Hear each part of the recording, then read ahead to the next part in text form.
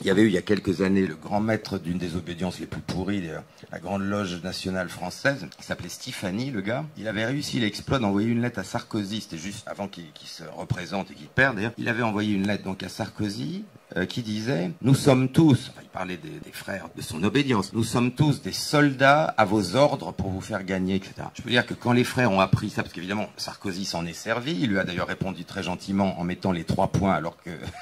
Bref. Et le type, évidemment, était empêtré dans des affaires financières, mais impensables. Ça a duré des années. Il se battait même dans les loges. Enfin, bon, vous imaginez un peu voilà. Et aujourd'hui, on a des grands maîtres d'obédience qui n'ont strictement rien à faire des frères. Il faut savoir que quand même, capitation quand même.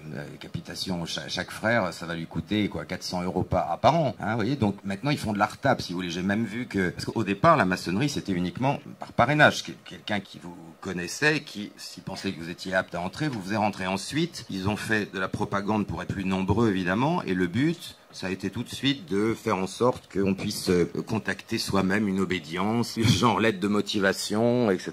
Et puis maintenant, on fait plus fort, puisqu'il y a des jeunes dans les collèges, plutôt dans les lycées, qui reçoivent des pubs pour entrer dans la franc-maçonnerie. Et on peut considérer que le PS, bon...